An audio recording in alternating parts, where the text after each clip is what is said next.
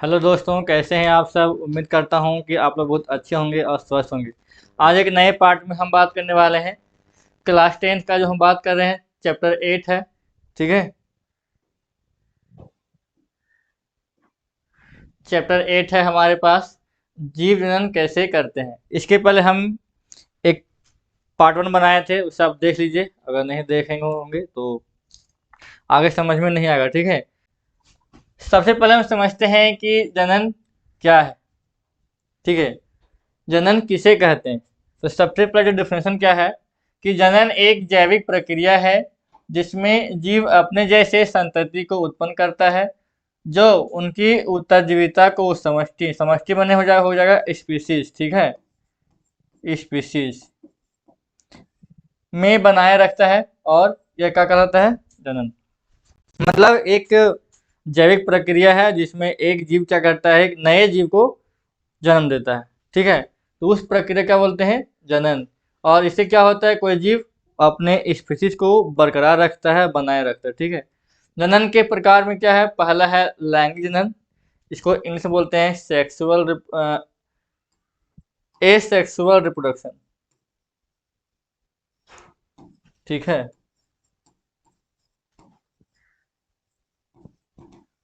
और ये है सेक्सुअल रिप्रोडक्शन। ठीक है, पहला है अलैंगिक जनन। जनन की वह प्रक्रिया जिसमें केवल एक जीव, जिसमें से नर होगा या मां, दोनों में से कोई एक जनन प्रक्रिया में क्या करता है, भाग लेता है। अर्थात एक जीव ही जनन में भाग लेता है, उसे क्या कहते हैं, अलैंगिक जनन। ठीक है, जैसे हो गया बैक्टीरिया, कुछ पादप, एक विशिष्ट चींटी की प्रजाति, इसका नाम है माइकोसिपरस। ठीक है, ऐसे ऐसे बहुत सारे जीव हैं जिसमें सिर्फ नर या मादा दोनों में से कोई एक भाग लेगा। उस प्रक्रिया में, मतलब उस जनन की प्रक्रिया बोलते हैं अलैंगिक जनन। ठीक है, जैसे ये बैक्टीरिया हो गया, इसमें क्या होता है, अलैंगिक जनन होता है। ठीक है, और अलैंगिक जनन से क्या हो गया, तो इसमें क्या हुआ, यहाँ पे एक मुकुल तैयार हुआ, ये धीरे धीरे बड़ा हो गया और फिर यहाँ पे क्या होगा, एक कट जाएगा और फिर से एक नए जीव में बदल जाएगा। ठीक है, इसमें प्रकार है पहला विखंडन। विखंडन मतलब अपने भाग को तोड़ना। तोड़ के एक कोशिका, मतलब एक कोशिक जीव, एक कोशिकीय जीव क्या होता है, जीवों में जनन की वह प्रक्रिया, मतलब ये जो प्रक्रिया होता है एक कोशिकीय जीव में होता है जिसमें दो या दो से अधिक भागों में क्या करता है, विभाजित करता है। मतलब अपने शरीर को दो या दो से अधिक भागों में बांट देता है। उसके बाद एक नए जीव में, क्या होता है, जनन करता है, मतलब जन्म देता है। उसको बोलते हैं विखंडन। विखंडन मतलब दो या दो से अधिक भागों में अपने शरीर को बांटकर एक नए जीव में उत्पन्न करता है, वो क्या कहलाता है, विखंडन। जैसे अमीबा, अमीबा क्या करता है, अपने बॉडी को दो भागों में बांटता है। लेशमानिया, प्रोटोजोआ, प्लाज्मोडियम एग्जाम्पल है जिसमें विखंडन विधि से क्या होता है, जनन होता है। इसके दो भाग हैं, पहला है द्विखंडन, द्वि मने दो, द्वि का मतलब दो, और खंडन मने बांटना, मतलब दो भागों में बांटकर अपने बॉडी को जन्म देता है, जनन करता है। ठीक है, अब बहुखंड मने अनेक भागों में, कितने भागों में, अनेक भागों में अपने बॉडी को तोड़कर जनन करता है। ये हमारा क्या है, ये हमारा पैरामीशियम है। ठीक है, यहाँ पे बहुत सारे क्या है, एक कोशिकीय जीव है। ठीक है, द्विखंडन, द्विखंडन जब एक कोशिक जीव नए संतति को जन्म कैसे देता है, दो भागों में बांटकर करती है, उसे क्या करते हैं, द्विखंडन कहते हैं। मतलब अपने बॉडी को दो भागों में, देखें यहाँ अमीबा है, ये क्या किया, सबसे पहले केंद्रक का होगा विभाजन, उसके बाद देखो यहाँ पे हो रहा है विभाजन, धीरे धीरे यहाँ पे दो भागों में बढ़ गया और एक नया जीव बन गया, एक नया जीव बन गया। उसी प्रकार से देखो लेशमानिया अपने बॉडी को क्या कर रहा है, दो भागों में बांट रहा है, और ये दो भागों में बांट कर एक नए जीव का जन्म करेगा। लेशमानिया में द्विखंडन, मतलब अमीबा और लेशमानिया में द्विखंडन विधि द्वारा नए जीव का जन्म होता है। ठीक है, अमीबा में विभाजन किसी भी तल में हो सकता है, मतलब अमीबा का कोई आकार नहीं होता है, इसका आकार असीमित होता है, आप जैसे बना दीजिए, ठीक है, वो अमीबा है, ठीक है। उसके बाद है बहुखंडन। बहुखंड माने अपने बॉडी को अनेक भागों में बांटता है। जब एक कोशिक जीव नए संतति को जब अनेक भागों में बांट कर करती है, उसे क्या कहते हैं? बहुखंडन कहते हैं। जैसे मलेरिया, प्लाज्मोडियम इत्यादि। ध्यान देखो, प्लाज्मोडियम है, ये क्या करेगा? अपने बॉडी को अनेक भागों में बांट देगा और बहुत सारे प्लाज्मोडियम यहाँ पे जन्म दे देंगे। ये मलेरिया है, देखो मलेरिया बहुत सारा है, ये क्या कर रहा है? काट यहाँ पे शरीर में अपना शरीर को चुभाया और बहुत सारे इसमें जीव पैदा हो जाएंगे, ठीक है। उसके बाद है खंडन। क्या है? खंडन। सरल संरचना वाले बहुकोशिक जीवों में जनन सरल विधि से विकसित नहीं होता है, बल्कि छोटे छोटे टुकड़ों में खंडित होकर होता है और प्रत्येक खंड एक एक नए जीव में विकसित हो जाता है, ठीक है। मतलब जो खंडन होता है, खंडन में क्या होता है? वो तो भागों में बांटेगा, लेकिन प्रत्येक जीव एक नया जीव उत्पन्न कर लेगा, जैसे स्पायरोगारा। यहाँ पे आप देख सकते हैं, इसमें 3 भाग हुआ, 1 भाग, 2 भाग, 3 भाग। तो ये अलग जीव बन जाएगा, ये अलग जीव बन जाएगा, ये अलग जीव बन जाएगा, ठीक है। ये हो गया खंडन, जिसमें कोई जीव अपने बॉडी को अलग अलग भागों में बांट देगा और प्रत्येक भाग एक नया जीव बन जाएगा। उसके बाद है पुनरुद्भवन, पुनर्जनन। यदि किसी कारण से जीव क्षत विक्षत हो जाता है, मतलब कुछ कारण से टूट फूट जाता है या टुकड़ों में टूट जाता है, तो इनके अनेक टुकड़े वृद्धि करके नए जीव में विकसित हो जाते हैं।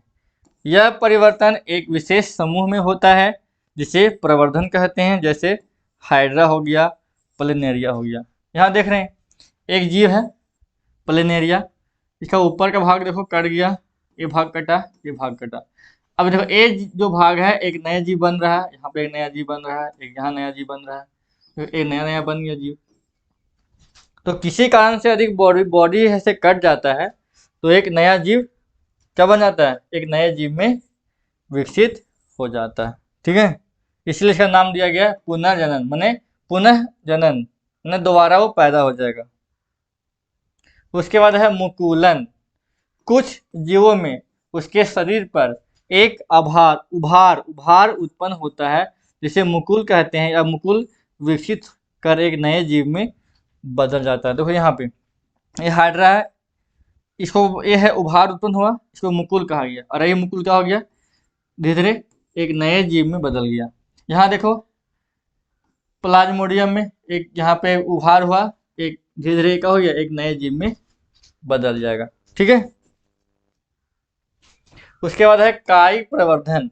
कुछ पौधों में नए पौधों का निर्माण उनके कायिक भागों से होता है, जैसे जड़ से होता है, ये सब कायिक भाग है, जड़ हो गया, तना हो गया, पत्तियां हो गया इत्यादि के कारण होता है, जिसे कायिक प्रवर्धन कहते हैं। जैसे गन्ना, गन्ना को कैसे लगाते हैं? काट को, ठीक है, जहाँ से एक नया पौधा बनने का रहेगा वहाँ पे काट के उसको लगाते हैं।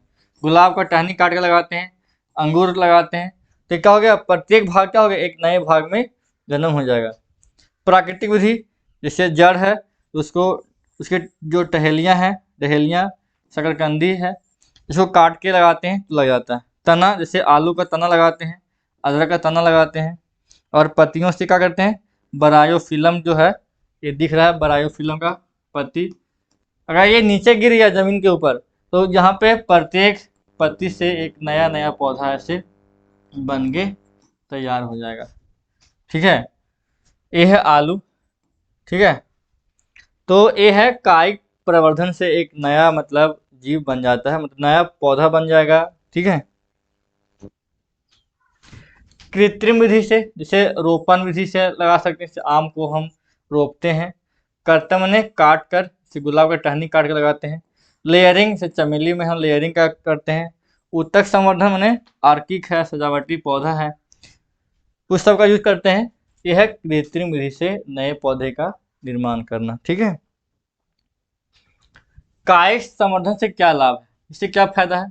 नए पौधे आनुवांशिक के रूप में समान होते हैं। बीज रहित पौधे होते हैं, वो उगाने में मतलब बीज अगर नहीं रहेगा फिर भी हम एक नया पौधा उत्पन्न कर सकते हैं। पौधे उगाने का सस्ता तथा आसान तरीका होता है और बीज उत्पन्न न करने वाले बीज जैसे केला में बीज नहीं पाया जाता फिर भी एक नया पौधा बन जाता है। गुलाब का बीज नहीं मिलेगा फिर भी एक नया पौधा बन जाता है। तो नए पौधे बना सकते हैं, ठीक है। मतलब जिसका बीज हमारे पास नहीं है तो कायिक प्रवर्धन के द्वारा हम एक नया पौधा बना सकते हैं, ठीक है। उत्तक संवर्धन क्या होता है? उत्तक संवर्धन तकनीकी में पौधे के उत्तक तथा उसकी कोशिकाओं को पौधे के शीर्ष के वर्धमान भाग से पृथक मतलब उसको अलग कर नए पौधे उगाए जाते हैं। इन कोशिकाओं को कृत्रिम पोषक माध्यम में रखा जाता है जिससे कोशिकाएं विभाजित होकर अनेक कोशिकाओं का छोटा समूह बनाती है जिसे कैलस कहते हैं। कैलस को वृद्धि एवं भेदन के हार्मोन युक्त एक अन्य माध्यम में स्थानांतरित करते हैं। पौधे को फिर मिट्टी में रोप देते हैं। क्या करते हैं? रोप देते हैं जिससे कि वे वृद्धि कर विकसित एक पौधा बन जाए। और उत्तक संवर्धन तकनीक द्वारा किसी एकल पौधे से अनेक पौधे संक्रमण मुक्त परिस्थितियों में उत्पन्न किए जा सकते हैं। इस तकनीक का उपयोग हम सजावटी पौधे को संवर्धन में किया जाता है। मतलब हमारे घर में देखे होंगे सजावटी पौधा मिलता होगा बहुत सारा, तो उसका हम जो लगाते हैं वो क्या है? उत्तक संवर्धन। क्या है? उत्तक संवर्धन। यह बीजाणु समासन अलैंगिक जनन प्रक्रिया में कुछ सरल बहुकोशिक जीवों में ऊर्ध्व तंतुओं पर सूक्ष्म गुच्छ संरचनाएं जनन में भाग लेती है। ये गुच्छ बीजाणु धानी कहते हैं जिसे बीजाणु वृद्धि कर नए पौधे नए जीव में उत्पन्न करते हैं, जैसे राइजोपस। यहाँ पे देख रहे होंगे यह राइजोपस का बीजाणु, यहाँ पे देखो यहाँ से क्या बना? एक गुच्छ बना। क्या बना?